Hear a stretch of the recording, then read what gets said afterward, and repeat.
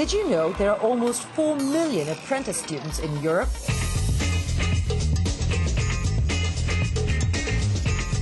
"60 to 70% get jobs right after their apprenticeships because they have the technical and soft skills that employers need.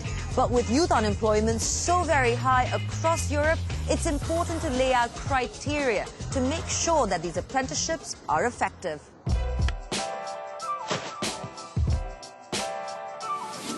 By combining education and work, Anthony is preparing for a changing workplace. For his apprenticeship to be effective in getting him a job, it needs to meet 7 criteria for a good learning and working environment. Anthony needs a written contract and clear learning outcomes from his employer. He and his trainers should be supported.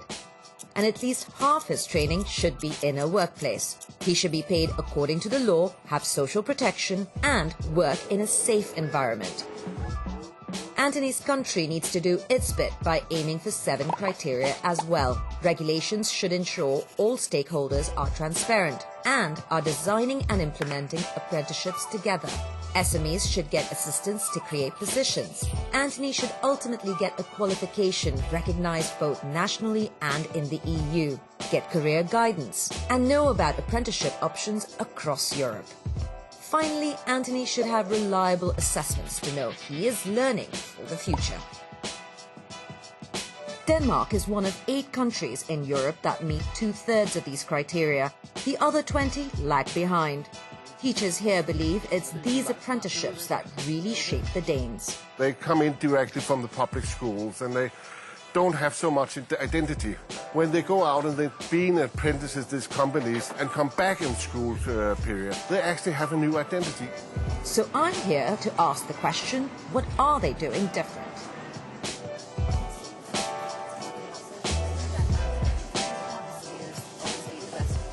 What do you, as businesses and unions, do that's so very different in Denmark from the rest of Europe, from the rest of the world? We're very used to, through our continuous talk with each other, because we have a system for it, where the trade unions and the employee organizations work together in making vocational training courses. We have about 3,200 right now that we design together. And we have a whole system for that. We are putting a lot of effort into, let's just say, motivating our members to do more education and more training throughout their work life. But we also built it into our apprenticeships, I think. We have a dual system, meaning that our apprentices are shifting between school and being in the business. So they will see how things are developing throughout their education. But what do young people in this country make of the opportunities they've been given? Hi, my name is Kira and I'm 25 years old. For the last 3.5 years, I have been studying as a sign maker. And I am finished in 2 months here at the Tech in Copenhagen. As a sign maker, we are working with visual communication and signage. We design and follow the work in progress from the start product to the finished product. When I'm finished with my education, my plan is to be a freelancer. I've been very lucky, so I'm already in the progress of opening my own company and get my own clients. I'm Olivia, I'm 23 years old. I have been in apprenticeship training for like 3 months now. I decided to do an apprenticeship because I love to come out and work with my hands, to put my energy into my work. You do so many different things. You work at so many different places over the years. I love to be a painter because I think it will give me a long life job. So how prepared do you girls think you are for the job market? A lot of people have told me that, oh, you are only making stickers. How can it take 3.5 years? But it's so much more than this. So you have to learn everything. So through this 3.5 years, I think I'm ready to stand on my own. I think with a real job and this company I am into now, I think I will be prepared really, really good. I wanted to get your opinion on an interview I did with Saad Zahidi, the head of education, work and gender at the World Economic Forum. I wanted to play this out for you to get your take on what she's saying. Agility and the ability for lifelong learning is the thing that most employers, unions, and governments should be thinking about imparting to younger people.